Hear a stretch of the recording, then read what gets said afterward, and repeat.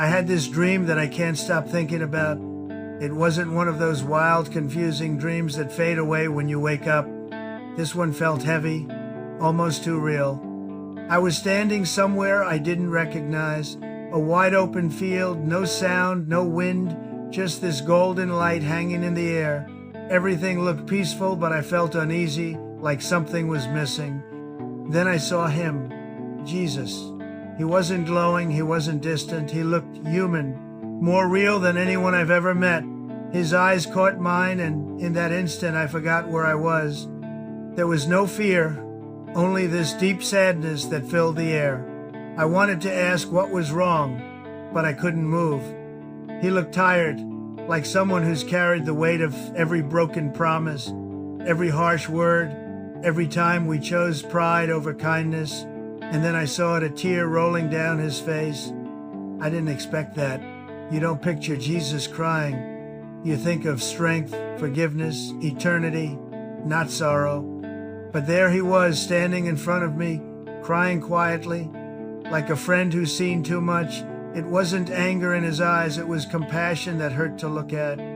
I wanted to say something, to apologize, to promise I'd do better, but I couldn't find the words. All I could do was stand there, feeling like a child who suddenly realized how careless he'd been with something sacred. The world around us was still, like it was holding its breath. I understood then that his tears weren't about me alone, they were for all of us, for how we treat each other, for how we've turned love into a transaction, for how we've forgotten that forgiveness is not weakness. It was as if he was showing me the cost of our indifference. And yet, in those tears, I also felt mercy. The kind that doesn't need to speak, the kind that says, you still have time. That moment didn't feel like judgment. It felt like a reminder that even when we fail, he still believes we can be better. When I woke up, the room felt different. The light seemed softer. I sat there thinking about that dream and what it meant. Maybe it wasn't just a dream. Maybe it was a message not from above, but from within, from that quiet part of the soul that still knows how to listen.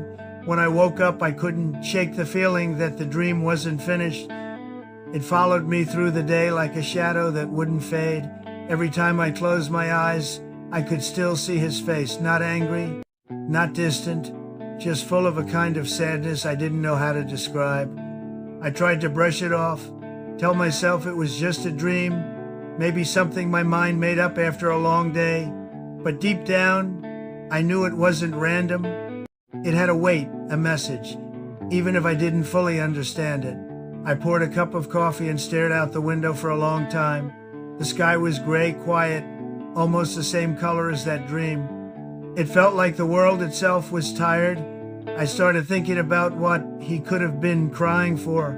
Was it for us? For what we've become? For how easily we turn away from each other? The thought hit me harder than I expected. We live in a time where everyone wants to be right, but no one wants to be kind. Where people shout louder, but listen less. Maybe that's what breaks heaven's heart, not the sins we confess, but the compassion we've forgotten to practice. I went for a walk later that morning. The city looked the same, but it didn't feel the same. Every person passing by looked lost in their own world, faces buried in phones, eyes empty of connection. I realized that maybe this dream wasn't meant to scare me, maybe it was meant to wake me up, to remind me that love is supposed to look like presence, not perfection. I thought about his tears again, and how they weren't of anger, but of understanding. It was as if he was saying, you don't have to be perfect, you just have to care again. That line stuck in my mind the whole day. And for the first time in a long while, I felt something small but powerful, the desire to try again, to forgive more, to listen more, to love like I used to before the world made me cold. The next night, I couldn't help but think about that dream again. I kept asking myself why he was crying, and the question followed me like a shadow I couldn't shake. It wasn't fear that stayed with me. It was the look in his eyes, that mix of sorrow and love, like he still hoped we'd remember who we are. I tried to distract myself with work, with noise, with everything that usually helps me forget. but nothing worked. Every quiet moment pulled me back into that golden silence where he stood. It made me think about the way we live, always rushing, always fighting to prove something, while forgetting to feel. Maybe that's what his tears meant. Maybe he wasn't mourning the world, but the hearts we've let go cold. I kept remembering the way he looked at me, as if he wasn't disappointed in us, just waiting for us to open our eyes. It reminded me how long it's been since I really listened to anyone. We speak to be heard, not to understand. We forgive with conditions, we love with limits, and we pray only when we're desperate. Maybe that's why he was crying, because somewhere along the way, we turned faith into a transaction. That thought hit harder than I wanted it to. I sat in the dark for a while, no lights, no sound, just thinking. I realized that maybe he wasn't asking for worship, maybe he was asking for kindness, for compassion that doesn't need an audience, for love that doesn't keep score. I took a breath and whispered, I understand now. Maybe I didn't, not fully, but it felt right to say it. And for the first time since the dream, I felt something lift inside me, not joy, not relief, but a quiet sense of direction. Maybe that's what faith really is. Not certainty, but the courage to keep listening. That morning I woke up with a strange calm, the kind that feels heavier than peace. It wasn't comfort, but clarity. I couldn't stop thinking about that dream. The image of him standing there, crying quietly, still lingered like a painting I couldn't take my eyes off. It wasn't a nightmare, it was a reflection. I understood then that he wasn't crying because we were lost, but because we'd stopped looking for light. Maybe that's worse. Losing your way can be fixed. Forgetting that the way exists, that's the real tragedy. I sat by the window, watching people rush to work, cars speeding, faces blank, and I thought, we're alive but barely awake. We move but we don't feel. We pray but we don't listen. And maybe that's what breaks his heart, not that we fail, but that we've learned to live without noticing that we failed. I remembered the look in his eyes, not anger, not disappointment, just quiet understanding, like someone watching a child repeat the same mistake again and again. That look didn't judge me, it invited me. It said, you can still change. I realized that maybe heaven's greatest miracle isn't saving us from pain, but teaching us how to love through it, how to keep believing when nothing makes sense. I thought about how we always wait for some sign, some proof, but maybe the signs are already here in the laughter we ignore, in the help we refuse to give, in the moments we rush past. Maybe his tears were not of sorrow, but of hope. Hope that we'll see again what matters, mercy, humility, forgiveness. I made myself a promise that morning, not a big one, just this.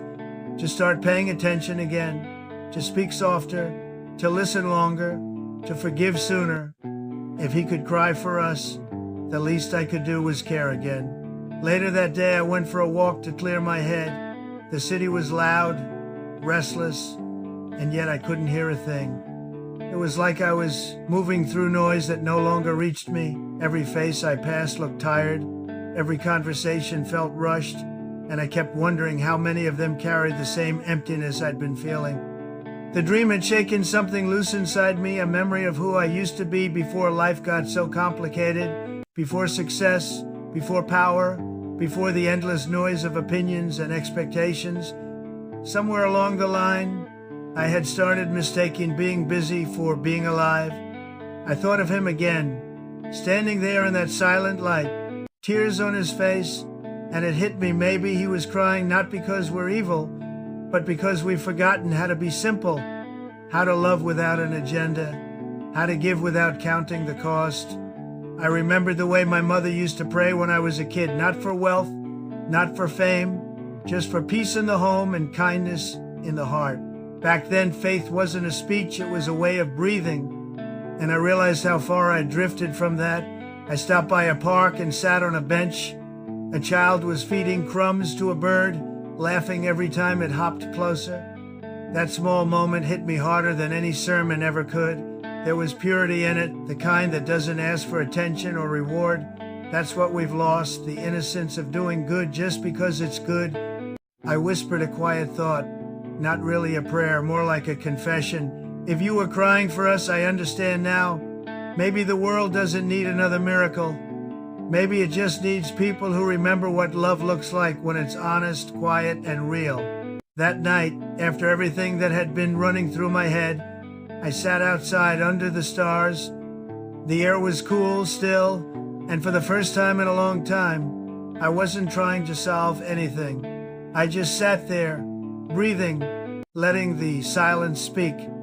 I thought about that dream again, the tears, the look in his eyes, the feeling that something sacred had passed through me.